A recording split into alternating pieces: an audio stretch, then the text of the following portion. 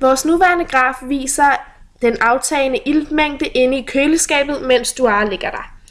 Vi vil godt have den til at vise den omsatte energi. Det skal gøres ved 3 forskellige beregninger. Først skal vi finde ud af, hvor stor mængde ilt der er i køleskabet. Det gør vi ved at tilføje en ny kolonne, så man trykker på data og ny beregnet kolonne. I navnet kan vi skrive antal liter ilt i køleskabet, og kaldenavnet kan vi sige som O2 køleskab. Det er navnet, så kommer til at stå i angivelsen. Og enheden, det er liter. For at vi kan få udtrykt det her, så ved vi, at minus duars volumen er der 313 liter luft i køleskabet. Det kan så ganges med en variabel, og da vi ikke vil gange med alle de her tal, så går vi ind og trykker på variabler og vælger oxygengas. For at få tallet om 1%, skal vi dividere med 100. Så kan man gå over på aksen, y-aksen, og så kan man vælge antal liter i køleskabet og autofit, som er knappen her med A'et, og så kan vi se, hvordan O2-mængden i køleskabet er. For den videre beregning skal vi finde ud af, hvor mange liter ilt duar har optaget. Det gøres igen ved at tilføje en ny beregnet kolonne i data og ny beregnet kolonne. Navnet kan være antal liter ilt optaget. Navnet kan være ilt optaget, og enheden skal være liter igen. For at udregne det her skal vi tage startværdien, altså 69,666 liter ilt.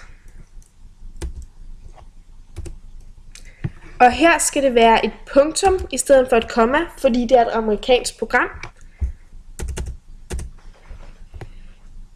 Det skal så ganges med hver af de forskellige slutværdier, som er herovre.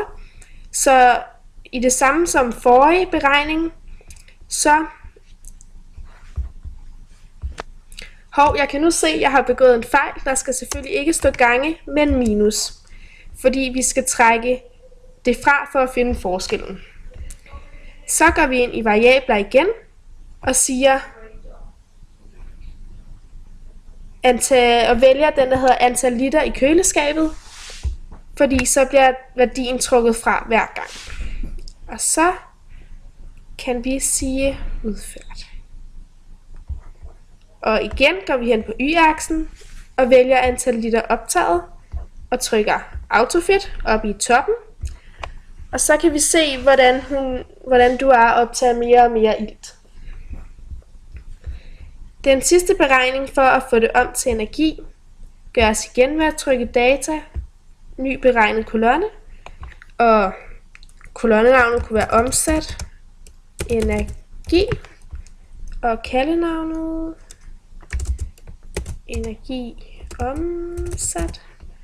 Og denne gang skal enheden så være joule, for at få det om energi. Og det gør så ved at sige 20.000 gange med, og så går vi hen i variabler igen og siger antal liter optaget.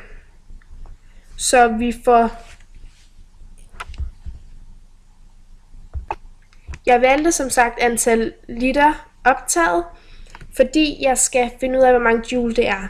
Og de 20.000, som står her, Dem har jeg fået ud fra den information om, at 20 kilojoule per liter er det samme som 20.000 joule per liter. Derefter kan vi trykke udført, og igen gå hen på y-aksen for at finde den omsatte energis kurve. Nu har vi så kurven. For at finde stigningen skal vi tage det område, hvor du var inde i køleskabet, og som I kan se i det første område her, så er den meget stabil faktisk herhen til.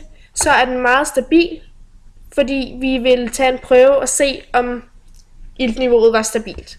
Så derfor tager vi kun grafen herfra og vil lave en lineær regression.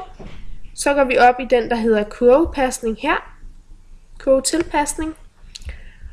Og så vælger vi den, der hedder MT plus B, fordi vores graf ikke starter fra start, eller vores grafområde ikke skal være fra 0.